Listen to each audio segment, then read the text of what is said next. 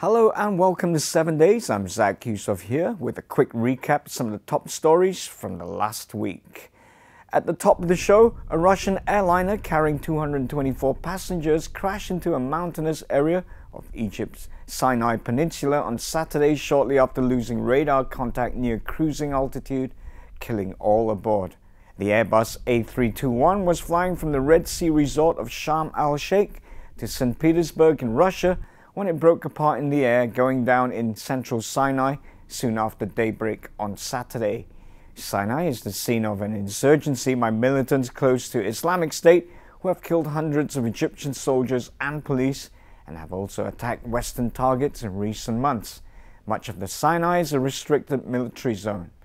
A Sinai-based Egyptian militant group allied to Islamic State claimed to have shot down the plane in response to Russia's military intervention in Syria in support of President Bashar al-Assad against rebels including Islamic State. However, the militants are not believed to have missiles capable of hitting a plane at 30,000 feet. A source in the committee analyzing the flight recorders told Reuters on Monday that the plane had not been struck from the outside. The fact that fragments of the plane were scattered over a wide area suggests that the Airbus broke up in the air at great altitude, according to the Russian Aviation Authority. President Vladimir Putin declared Sunday a national day of mourning for the victims, whilst the team investigating the crash returned to the crash site on Tuesday morning. With investigations still ongoing, concerns are that the plane may well have been brought down by an explosive device. Really tragic stuff. Our sympathies are with the families of the victims. Staying with the Russian airliner crash story, new evidence from United States intelligence agencies suggests an onboard explosion likely caused the Russian Airbus to crash. U.S. officials obtained information from monitoring the Islamic State group's internal communications, suggesting that an explosive device was somehow smuggled onto the plane before it crashed over Egypt's Sinai Peninsula roughly 23 minutes after takeoff. Officials said that the airport security at the Sharm el-Sheikh airport is lax and that the bomb plot likely received assistance from someone at the airport. The British government has deployed its aviation team to investigate the airport's security in an effort to figure out just how an explosive may have been smuggled on board the jetliner. The British government has grounded all flights from Sharm el-Sheikh heading for the UK as a precaution. Staying in the UK, hundreds gathered outside Downing Street in London on Wednesday to protest against the visit of Egyptian President Abdel Fattah al-Sisi. Sisi, who launched the toughest crackdown on Islamists in Egyptian modern history after toppling President Mohamed Morsi of the Muslim Brotherhood, met Prime Minister David Cameron to boost the country's ties.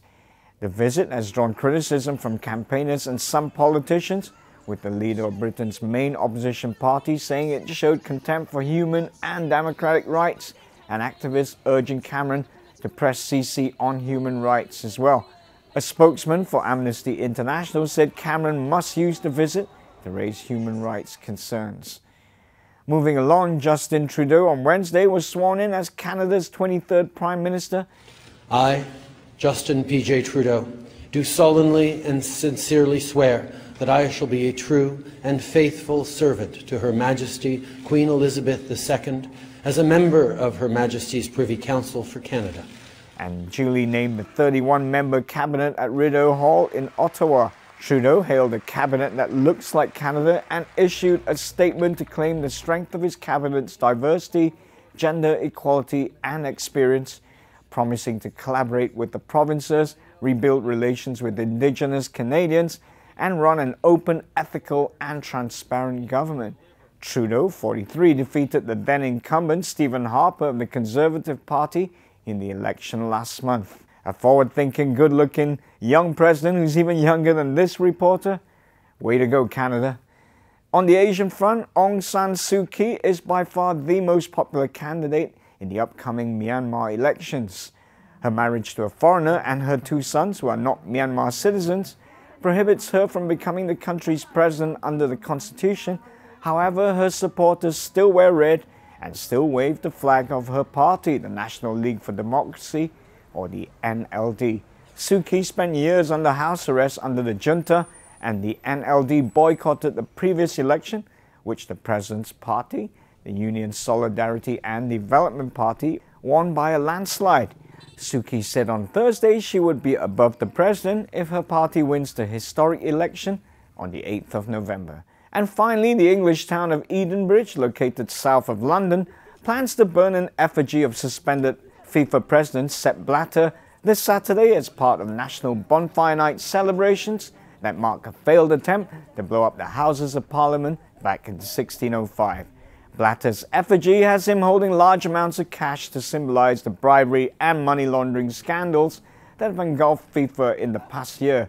Now, the effigy of Blatter, 11 meters high, is the latest in a line of alternative effigies that have been burnt in the town of Edenbridge, which attempts to tie in current affairs with the historical tradition. Past effigies have included former British Prime Minister Tony Blair, former Iraqi dictator Saddam Hussein, English soccer star Wayne Rooney, and Lance Armstrong. So take that, Sepp Blatter. Until next time, have a good week.